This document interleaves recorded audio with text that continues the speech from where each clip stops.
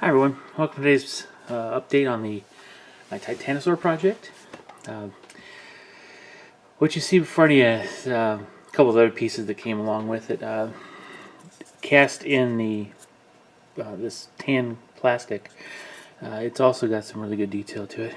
It's a juvenile Brachiosaur. It's just two halves, very simple. I was going to use this as a Guardian's weapon platform, but he stands just a little bit wider than a 40mm base, so I think that might not go over well. So the second model is an Archaeopteryx. I didn't glue him to his base. Instead I used the Baseus pad to create a kind of a jungle leaf litter base with a log on it and set him perched up on the log. I'll detach him from this. He's just sticking on by virtue of the adhesion from the green stuff. I'll take him off, then I can paint him up. I don't know what I'll use him for. He might end up being a mascot for my Rogue Trader kill team.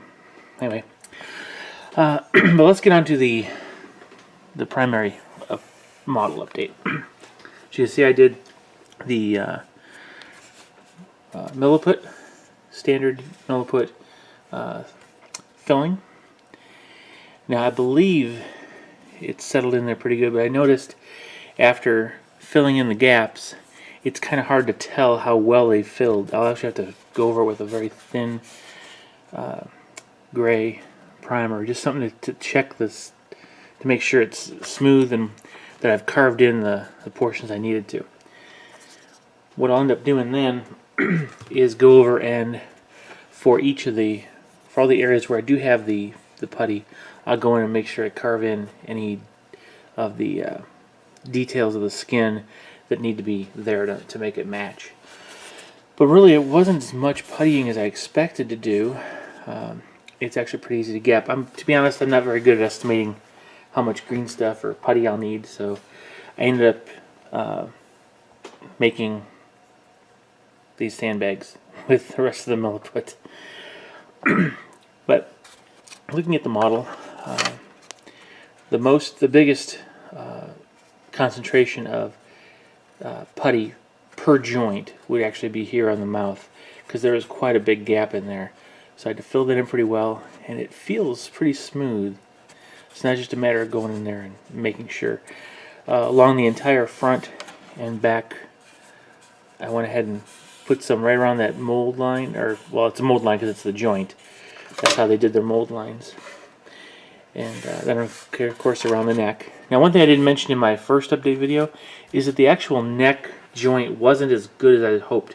There was a lot of play and very, very little contact between the portion of the body and the neck inside. So what I had to do is actually use green stuff, made a ribbon of that, wrapped it around the insert on the body, and then pressed the neck on to actually create more surface area upon which to put super glue to lock that in, and I ended up getting a much tighter joint out of it, so it didn't require nearly as much milliput on the side.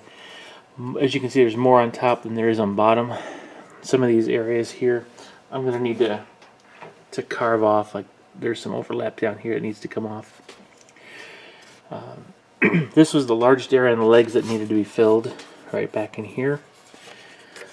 Then of course on the bottom of the tail and on the top as well. Now on the top of the body I'm not going to do anything like I mentioned before, because I have to figure out where the green stuff is going to go to represent the padding and the harness that's going to hold the howdah on.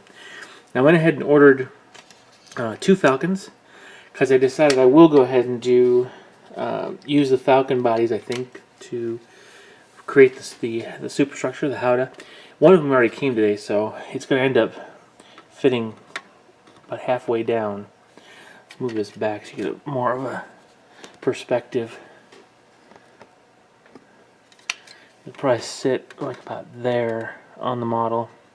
I still haven't figured it out. It's going to sit down pretty far, but I'm still working it out. Now if you look from the front view kind of thing, or even side, let's do this. This is going to sit here. So it's going to create quite a wide profile, which is, I think, very appropriate for this type of beast. But again, trying to figure out how I'm going to fill this space between the two. because I don't want these sitting high up. I want them sitting further down. So it's going to take a little bit of work. I know that the inspiration I've got, I have one photo of the dinosaur. It used the back entryway as its superstructure in there. So I think I'm going to try to do that, but I might have to extend it a little bit further out. But still a lot of planning to do. But that should be the overall look. And one Falcon will do it pretty well. That's what I'm seeing.